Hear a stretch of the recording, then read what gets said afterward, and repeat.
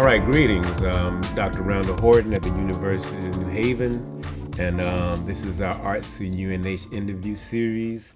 And today we have a special guest. I'll let her introduce her name. Hi, I'm Julie Iromuanya. That's Julie. Okay. And I'm the author of Mr. and Mrs. Doctor. This is my first novel. Came out with Coffee House Press in May. And she'll be reading UNH today at 3:30. I wanted to bring Julie in for a number of reasons, but also she talks about the Nigerian American experience, which, if we know anything about America, it's a melting pot of experiences.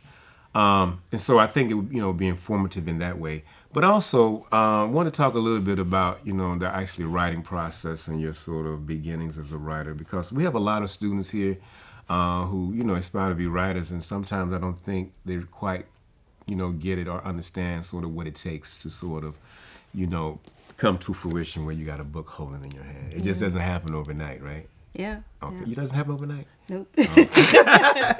Talk to us a little bit about sort of how did you even get interested in writing and something things like that? So I've always been writing. Really? I was one of those children who had, when I was at home, I had like a little office when I was a little kid. My parents had like in the dining area of the house a little typewriter for me, and like a big dictionary, and so I would be there writing my little stories all the time.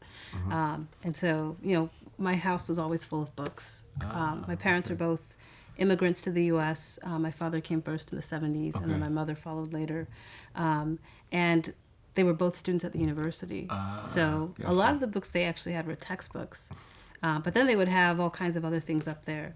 I just felt, all kinds of books that you wouldn't think a child would be reading fell into my hands at a very young age. Because I was voracious. There. Yeah. But the other thing was that my parents, particularly my father, they were always so invested in us learning. Education was so important. So whatever book I wanted, I always had access to. We went to trips to the library in the summers.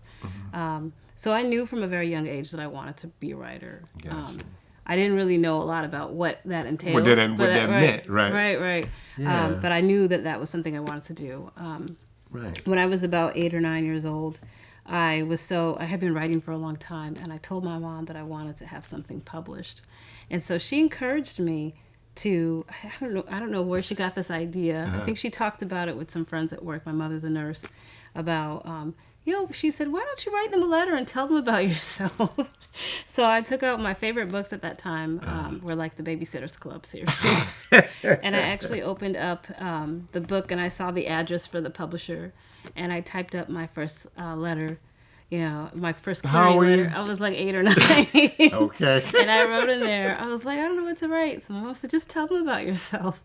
So I wrote in there, I'm in 3rd grade, and I'm 8 years old, and I have 2 brothers and 2 sisters. And I told them a little bit about my book. And I sent it off to 2 different publishers. My mom got me stamps and everything.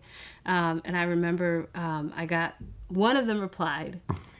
And it was a form letter that said, we are no longer accepting unsolicited works at this time. And I was 8 or 9, so I didn't know what unsolicited meant. Right, what does that mean? So I went my dad had this big red dictionary, and I remember thumbing through the book to figure out what solicited meant. And after I looked at it, I still wasn't sure what it meant.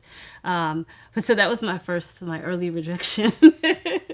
Many more of those to come, right? Right. And I mean, it's good in a way that I had that experience as a kid, because I can laugh about it now. But at that time, I don't know. I don't think it had a strong impression on me as far as making me think I shouldn't write or anything like that. Right.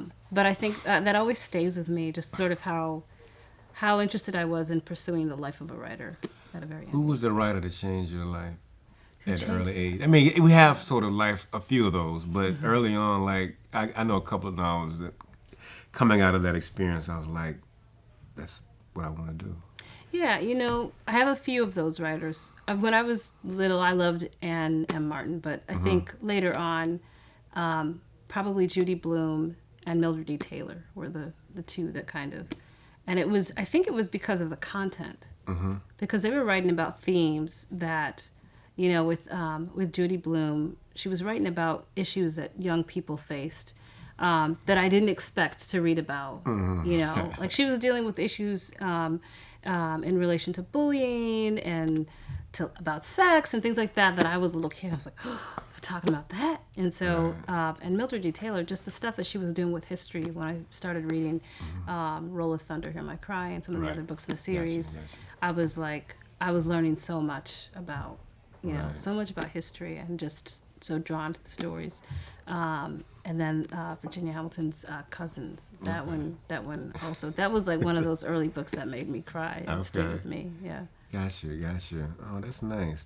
So let's fast forward a little bit in terms of, so we understand, so you're interested in writing. But when I met you, we talked about this off camera a few minutes ago, probably about 12 years ago, maybe. It's got to be. And it was actually through submissions, and I remember receiving your submissions, and I remember being blown away about the writing, and I was like, whoa, who is this person? And then I was like, as an editor, I was kind of new as being an editor, and I was so excited. I knew that both of your pieces needed to be published, but we could only do one of them at this journal, so I asked the guys at another journal I was doing, did they want them? He's like, yes. So I remember, for me, where you were in that process, and to see it come to this point right now is very phenomenal.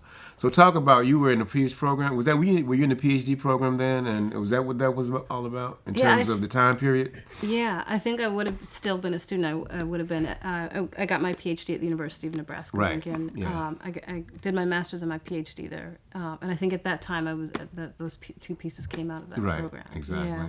Yeah. The book that I actually have today, the characters, all of that started even earlier than that. Really? I was actually an undergrad, and it was like a character sketch assignment, just from an undergrad workshop. And I had written up this sketch about this character named Job, who is an immigrant to America, and he's kind of, I wanted him to kind of be this oddball character who kind of doesn't quite fit into America. But who's kind of been lured in by the promises of America. And so he was just sort of, he came to me as this very idiosyncratic and also kind of a humorous character too. And so I did the sketch, and he sort of haunted me. I kept coming back to him again and again over the years. And then it wasn't until I got into that PhD program that I went on a trip to Nigeria, and it was my first trip that I'd ever been. I'm of Nigerian descent. Right.